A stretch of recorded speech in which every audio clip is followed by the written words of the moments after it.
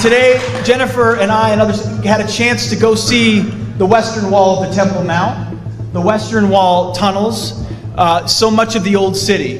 And as you stand there, you can't help but behold the miracle before you. And it got me thinking about another miracle that I hope all of you don't see too far away. Because 1917 was a miracle, 1948 was a miracle, 1967 was a miracle, 2017, the declaration of Jerusalem as the capital was a miracle, and there's no reason why the miracle of the reestablishment of the temple on the Temple Mount is not possible.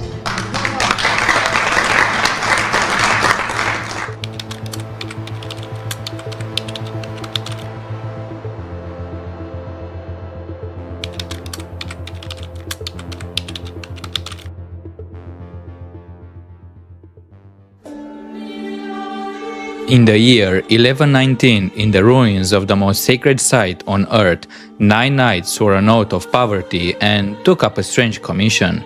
Their stated purpose was to protect Christian pilgrims on the roads of the newly conquered Holy Land.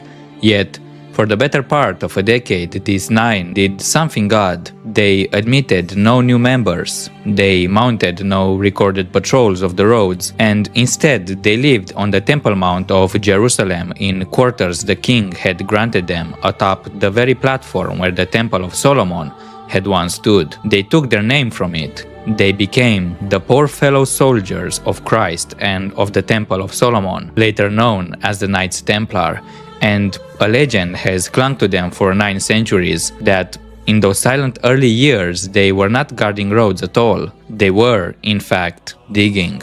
The legends say they tunneled beneath the platform down into the vaults and cavities under the vanished temple, and that they found something there, something so valuable that it transformed 9 impoverished knights into the richest and most powerful order in Christendom within a single generation. And this legend planted in the deep memory of the Western esoteric tradition a question that has never been answered and never let go of. What did the Knights Templar find beneath the temple? Today we're going to follow that question honestly, and that means following it on 2 levels at once. On the level of history, I'll tell you plainly what the documents support and what they do not, because few subjects in the Western imagination have been buried under more invention than this one. And on the level of meaning, we'll take the legend completely seriously, because a story that has gripped the initiated mind for 900 years is telling a truth, whether or not it is telling a fact.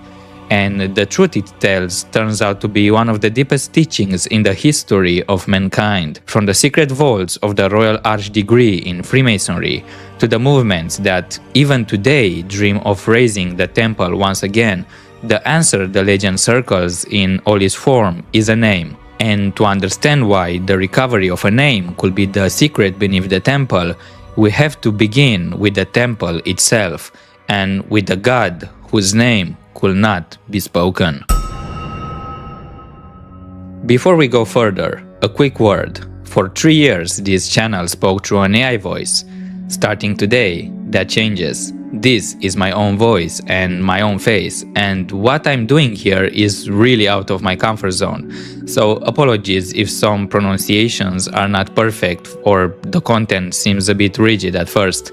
I'm still getting used to it. Anyway, the decision to transition from anonymity happened mostly because I want the connection between us to be real, and the old format no longer cuts it for me, as a flood of AI channels have basically ruined what I was trying to do, some of them in a predatory way, killing the reach I was able to build organically in the past. But this project must endure, and I believe I have a duty to all of you watching this to continue what I have set out to do despite the hardships. So if any of this resonates with you, a like and a comment will genuinely go further than you'd think. They're what puts this work in front of the next seeker, and if you want to go deeper, my Patreon study group and courses are there for you. Seek them in the video description and the pinned comment if the content speaks to you. Thank you once again for walking this path with me. Now, let's begin. The temple that stood on the mount in Jerusalem was not, to those who built and served it, merely a place of worship.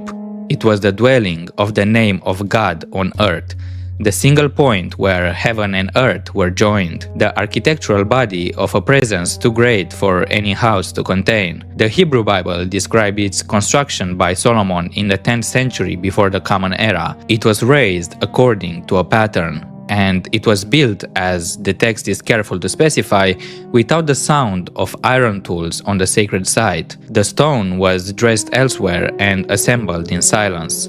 Hold on to that detail, because it will matter more than you expect. At its heart lay the Holy of Holies, or the Devir, a perfect cube of a chamber that no one might enter save the high priest, and he only once a year on the Day of Atonement. Within it rested the Ark of the Covenant, and above the Ark, between the wings of the two golden cherubim, the tradition placed the Shekinah, the indwelling presence of God. This was the most concentrated point of holiness in the entire religious world of the ancient Near East, and access to it was guarded by gradations of sanctity as real to the priesthood as any other physical wall. But then that temple was destroyed. In 586 before the Common Era, the armies of Babylon burned it and carried the people into exile, and the Ark itself vanished from history. Its fate became one of the first great unanswered questions that haunt this site. The Hebrew Bible does not say what became of it, but later legend, in many forms, say it was hidden, and the place of its hiding has been sought ever since. Beneath the mount, in the deserts of Arabia, in the highlands of Ethiopia, and in the very vaults the Templars are said to have explored. A second temple was built by the returning exiles, dedicated around 516 before the Common Era, but according to the later sources, into this restored temple the Ark did not return. The Holy of Holies of the second temple stood empty. Remember that, because it matters to everything that follows. An empty Holy of Holies is a sanctuary built around an absence, a throne waiting for what is no longer there. Centuries later, Herod the Great enlarged the second temple into one of the wonders of the Roman world. He raised the vast retaining platform whose surviving western flank is the western wall that still stands today. And then, in the year 70 of the Common Era, in the crushing of the Jewish revolt, the legions of Rome burned this temple to the ground, just as Babylon had burned the first, and ever since it has never been rebuilt. But the platform remained, and beneath it ran the cisterns, the passages, and the vaults of Herod's substructure. And it was onto this platform, 1,000 years later, that the Templars built their home.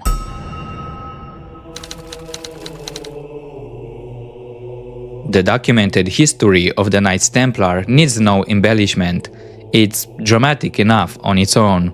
So here are the facts. The order was founded, as the records attest, around 1119 by a group of French knights under Hugues de Payens in the aftermath of the First Crusade's capture of Jerusalem. King Baldwin II granted them quarters in the captured Alaska Mosque on the Temple Mount, a building the Crusaders believed to be the Temple of Solomon itself. And it's from that royal residence on the Mount that the order took its full name. For their first years, they were few and genuinely poor. Then Bernard of Clairvaux championed their cause. The Council of Troyes gave them a formal rule in 1129, and they grew with astonishing speed into a transnational power, a standing army of warrior monks exempt from the local authority, answerable only to the Pope, endowed with lands across Europe and the East. They became the bankers of the medieval world. They developed instruments of credit that let a pilgrim deposit funds in Paris and withdraw them in Jerusalem. They held the treasure of kings. They financed the crowns of Europe. And that wealth is what drew the jealousy of a monarch. On Friday, the 13th of October 1307, King Philip IV of France, deep in debt to the order and hungry for his treasury, had the Templars of France arrested all at once. Under torture, he charged them with heresy, with blasphemy, with the denial of Christ, with the worship of an idol called Baphomet, and with obscene initiation rites. Under torture, many confessed, and later many recanted. Pope Clement V, pressured by the French crown, suppressed the order in 1312, and in 1314, the last Grandmaster, Jacques de Molay, was burned at the stake in Paris. The tradition says that he summoned his persecutors to God's judgment from the flames, and interestingly, within the year, both the Pope and the King were dead. Now, integrity forces us to admit certain things before we go any further. The charges of 1307, the idol, the blasphemies, the secret rites, were extracted under torture by a king who wanted the Templar money, and modern historians, supported by the rediscovery in 2001 of the Chinon parchment, which records the Pope's own secret absolution of the order's leaders, largely regard those charges as fabrication. And the connection between the medieval Templars and modern Freemasonry, asserted by many esoteric writers since the 18th century, has never been proven by an unbroken documentary chain. Most scholars regard the Templar degrees of later Masonry as commemorative invention, not literal descent. And yet, when you clear the inventions away, the residue is still extraordinary. An order of warrior monks headquartered for nearly 2 centuries on the most sacred and most hollow platform on earth, who rose inexplicably fast to fabulous wealth, who were destroyed on charges of a hidden idolatrous secret,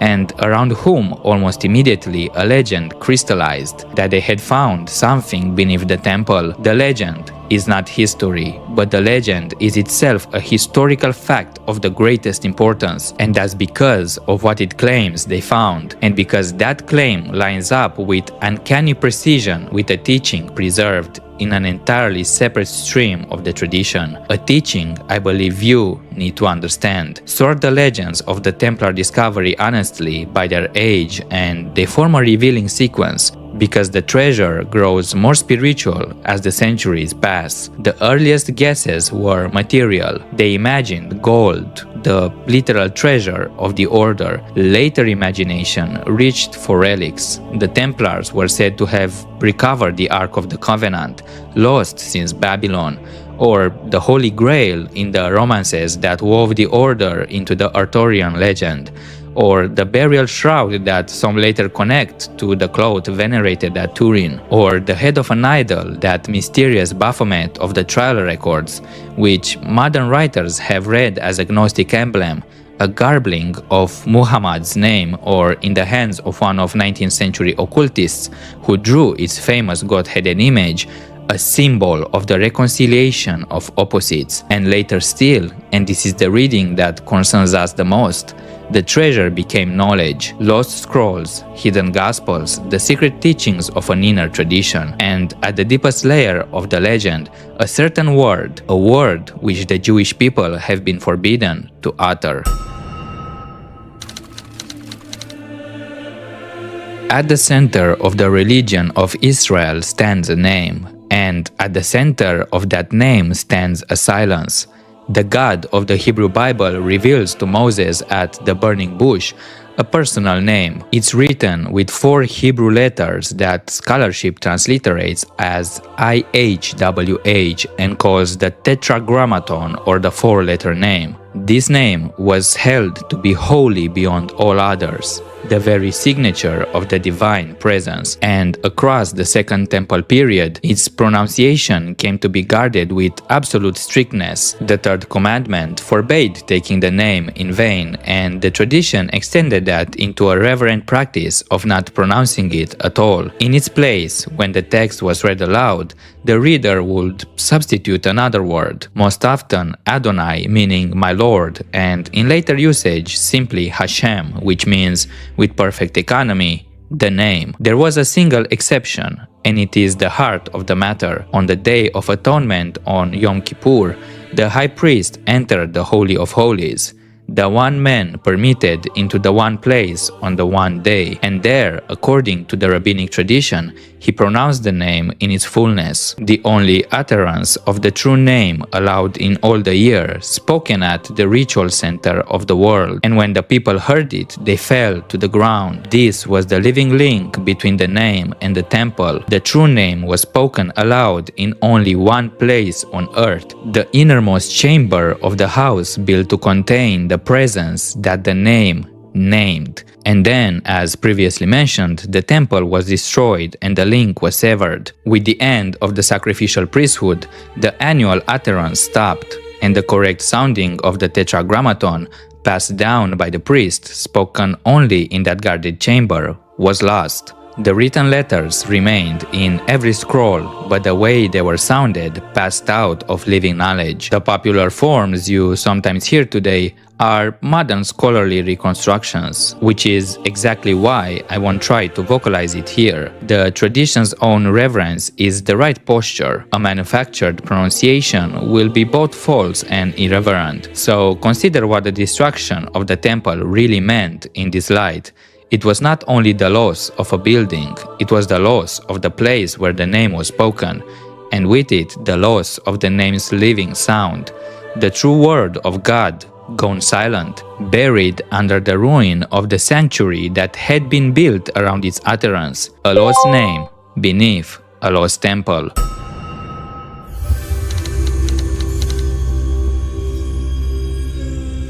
There's a legend preserved in the higher degrees of Freemasonry and drawing on far older Jewish and apocryphal sources that tells of the preservation of the lost name across the destruction of worlds. It centers on Enoch, the patriarch of whom the book of Genesis says in a single haunting verse that he walked with God and he was not, for God took him.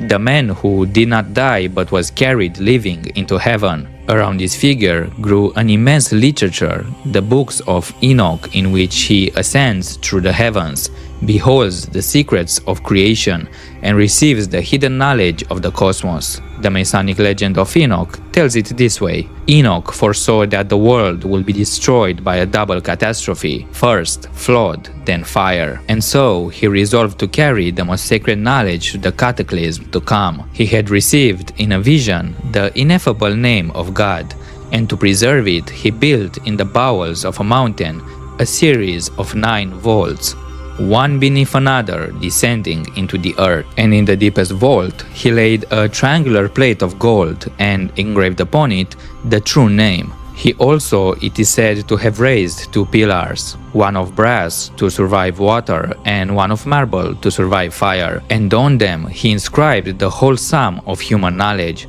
so that whichever catastrophe came, a record will remain. Then the knowledge was hidden, the vaults were sealed, the flood came, and the location of that deepest vault and the golden plate within it was lost to the world. Look at the shape of this story, because it is the same shape we just saw. A true name engraved, hidden in the deepest of the 9 descending vaults beneath the earth, lost across the destruction of the world. And the legend continues. Its continuation is the exact bridge back to the temple. When Solomon, generations later, came to build his temple on Mount Moriah, the legend holds that the excavations for the foundation broke by providence into those long-buried vaults of Enoch, and that the deepest vault with its golden plate bearing the name was found directly beneath the ground where the Holy of Holies would rise. The temple in this telling was built directly above the hidden vault of the lost name, the house of the name raised over the buried name itself. But let me be clear about what this is.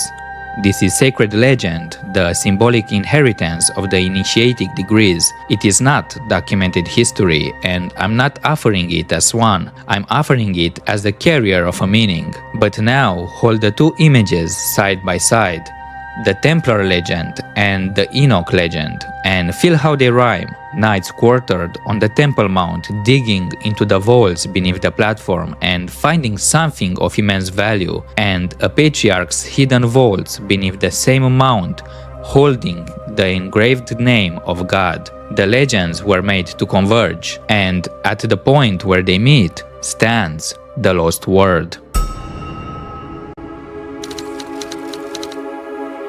These 2 pillars of Enoch raised to carry knowledge through the world's destruction belong to a wider tradition, and that connection deepens the mystery. In the genealogy of Genesis before the flood, there lived the line of Cain down to Lamech, and the children of Lamech were the founders of the arts of civilization. Jabal, the father of those who dwell in tents and keep cattle. Jubal, the father of all who handle the harp and the pipe, the origin of music.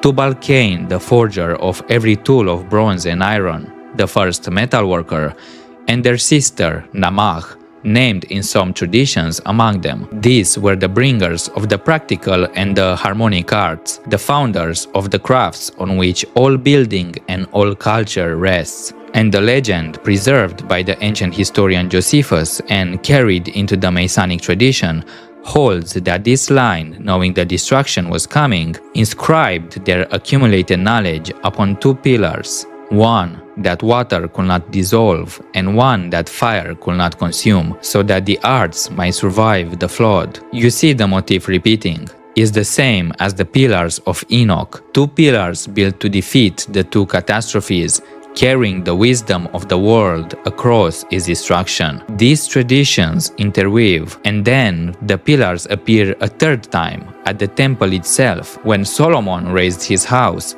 he set at its porch two great pillars of bronze. The Hebrew text names them Jachin and Boaz, and they stood at the threshold of the sanctuary.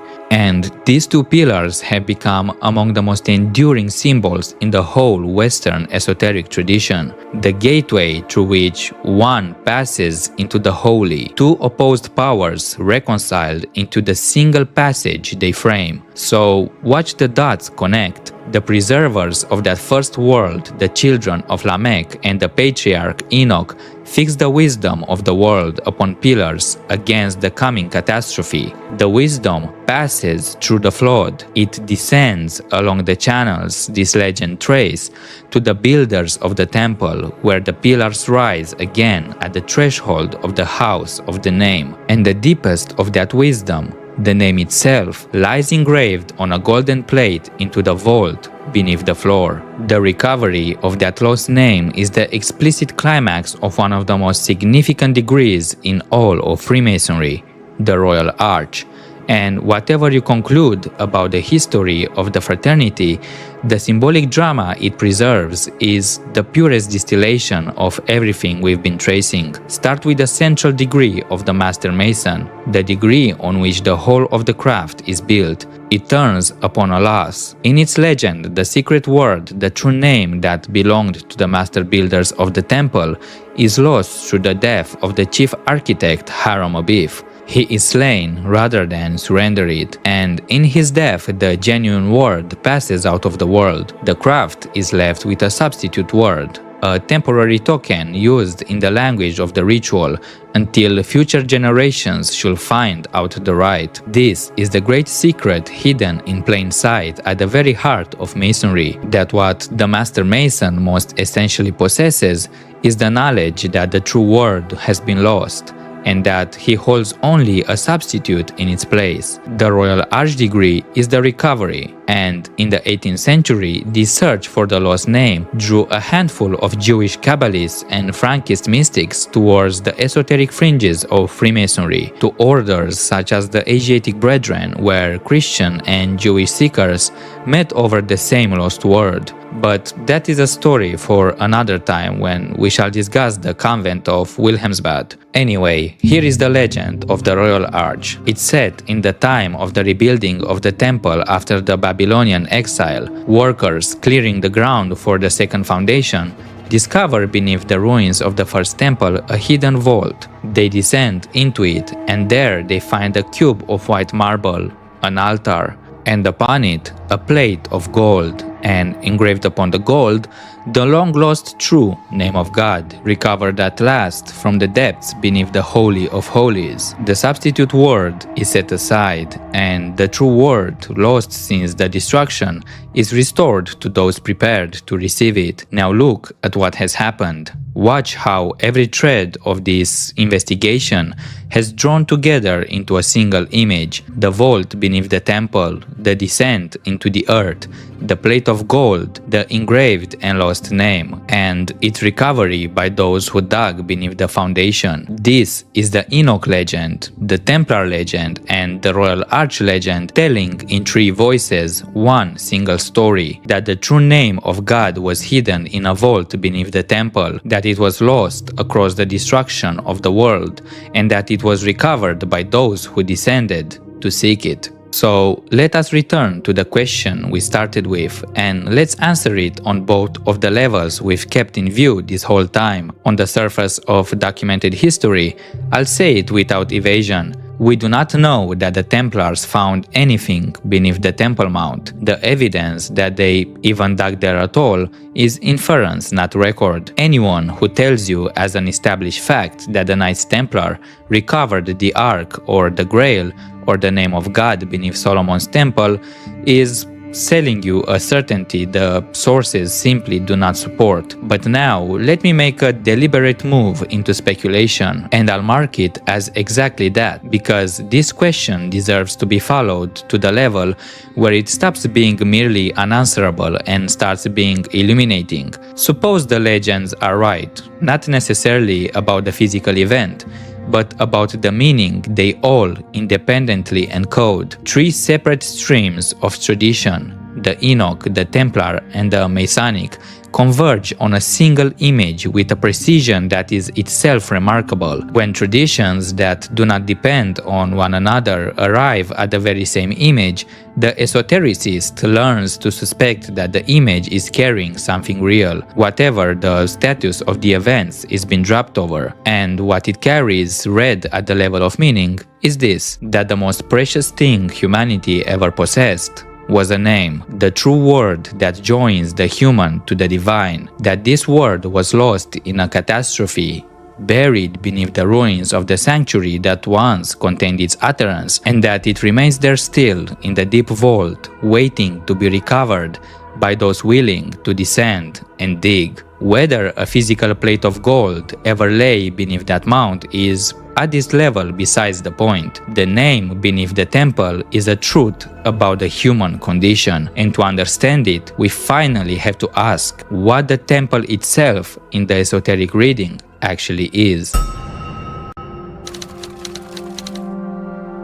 The whole of the Western mystery tradition has read the Temple of Solomon as more than a building, and that reading is the key that unlocks everything. The temple is a model of the cosmos. Its three divisions, the outer court, the holy palace, and the Holy of Holies, correspond to the structure of the universe. The material world open to all, the celestial world open to the initiated, and the divine world of the innermost presence into which only the purified may enter, and they only at the appointed time. To move inward through the temple is to ascend through the orders of being toward the source. But the temple is also a model of the human being itself, and this is the reading the esoteric tradition holds most precious, and it has the warrant of scripture itself, because the Apostle Paul asked the early Christians in words the mystery tradition has never stopped meditating on, whether they did not know that they were the temple of God and that the Spirit of God dwelt within them. So read it this way: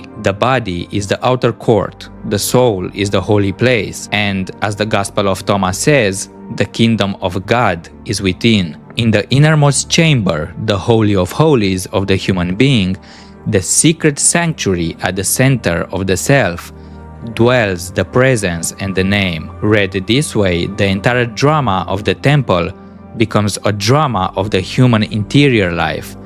This is the real esoteric knowledge. The building of the temple is the construction of the self, raised, as the legend insists, without the sound of iron, in silence, by the slow fitting together of dressed stones. Not a physical place at all. The Holy of Holies is the deepest interior, the point of contact between the soul and its source. The destruction of the temple is therefore the catastrophe of the human condition, the fall by which the inner sanctuary was ruined, and the presence within it was lost to conscious awareness. And that empty Holy of Holies of the second temple, the sanctuary built around an absence, remember that? That is the condition of fallen humanity, a being still shaped by a center it can no longer find, a house raised for a present it has forgotten how to summon, and the lost name, buried in the vault beneath the ruined sanctuary, is the forgotten truth at the bottom of the self. the true word, the real identity, the divine signature sealed under the rubble of the fall, waiting in the deepest vault for the one who will descend to recover it. Now, here we cross from history and the legend into the work they were always beneath the surface describing. The temple to be rebuilt is the one you are. Every element of the legend, read as an instruction instead of a chronicle, maps into an operation you can actually undertake. And the whole accumulated mystery, the temple, the vault, the lost name, resolves into a single labor, the recovery of the true name buried at the center of the self. Consider what the legend is telling you to do when you read it as a map of the inner work. The temple lies in ruins, which means the human being begins this work already fallen, the inner sanctuary buried under the rubble of a lifetime's accumulation, the presence within it long forgotten. The true name is lost, which means the seeker does not know at the start his own deepest identity, the divine word that he is. He holds only a substitute, the temporary token carried until future generations should find out the right, and the recovery requires descent. If you study the ancient mysteries, you find this everywhere. The great work, the initiation, almost always begins with a descent, a going down into the underworld, a chamber of reflection.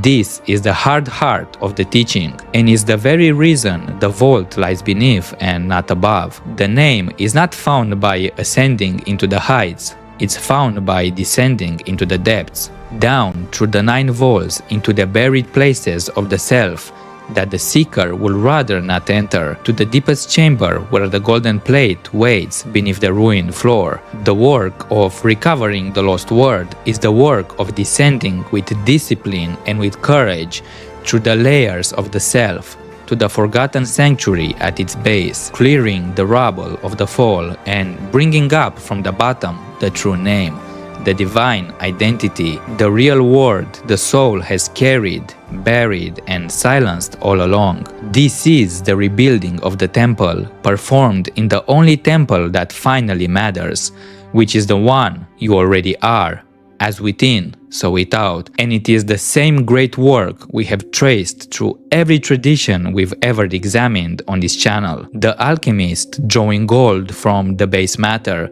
the Kabbalist gathering the scattered sparks and reintegrating the fallen being into its original divine state. If the temple were only an ancient ruin, it will rest quietly in the past. However, it does not. The Temple Mount remains in this present moment among the most contested 40 acres on the surface of the earth, and the obsession with what lies beneath it and with what may yet be built upon it is not a medieval curiosity. It is a living force in the politics of the 21st century. The platforms the Romans left with the Western Wall as its surviving flank is today the site of the Dome of the Rock and the Al-Aqsa Mosque, among the holiest places in Islam, and it sits directly above the location of the vanished Jewish temple, the holiest site in Judaism.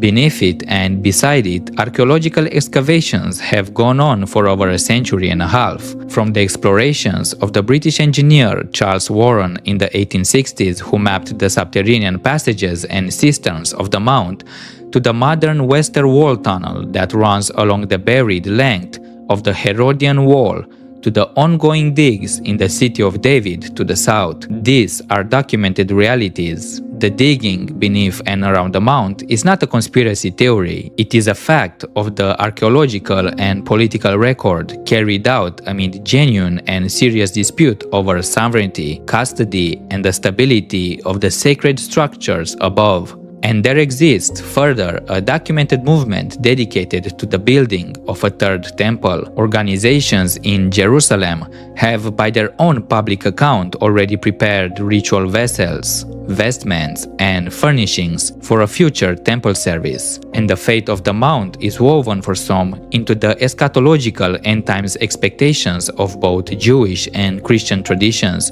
in which the rebuilding of the temple is one of the events at the end of times. Now, it's worth being precise about who actually drives this, because it isn't some hidden hand, it's out in the open. The push to rebuild sits, by and large, among movements of the religious right. On one side, Jewish ultranationalists and temple activist groups. On the other, Christian evangelicals, especially dispensationalists, for whom a rebuilt temple is a required step towards the return of Christ. And there, the obsession reaches into the highest level of present power, but also absurdity. One verified example will stand for the pattern. In 2018, at a conference in Jerusalem, Pete Hegseth, who would later become United States Secretary of War, toured the Western Wall, the Temple Mount, and the Western Wall tunnels. Afterwards, he spoke of beholding, in his words, the miracle before you, and he went on to say in remarks that are a matter of public record that there was no reason why the re-establishment of the temple on the Temple Mount is not possible. He placed that rebuilding in a sequence of what he called the miracles of modern Israeli history. I invite you to sit with these documented facts because they're striking enough without any enlargement. A sitting Secretary of War of the United States, who has toured the tunnels beneath that contested platform, who has spoken publicly of the miracle of a rebuilt temple, and who wears upon his own body the cross of the Crusader Knights who once held that very mount. The tradition we've been following will see in this modern obsession something more than mere geopolitics and archaeology. It will say that the same magnetic pull that drew 9 knights to dig beneath the platform in 1119 is drawing excavators and statesmen and visionaries to it still. That the temple exerts a gravitational force on the human imagination precisely because it is the outer image of the inner sanctuary, and that humanity, having lost the name at the center of itself, is compelled to act out the search for it on the stage of history, digging beneath the literal mount in pursuit of a recovery that can, in the end, only happen within. That is conjecture, not record, and we should hold it as such. The kind that explains why a buried platform in Jerusalem will not release its grip on the human mind after 3,000 years, why kings and knights and crusaders and presidents are drawn to it like a lodestone, and why the question of what lies beneath the temple has never once been allowed to rest. The legends say the Templars found a name beneath the temple. History, however, cannot confirm it, but the deeper tradition will tell you that the name is really there, in the deepest vault beneath the ruined sanctuary, waiting to be recovered, and that the temple you must finally excavate is not the one in Jerusalem. It is the one in which you are already sitting right now, listening to these very words, the sanctuary of the self with its buried vault and its forgotten name, waiting for the descent that only you can make. The thrones of the outer temple are contested by nations. The inner temple, however, is yours alone to rebuild, and it asks no sacrifices. And the name that was lost when it fell is waiting where it has always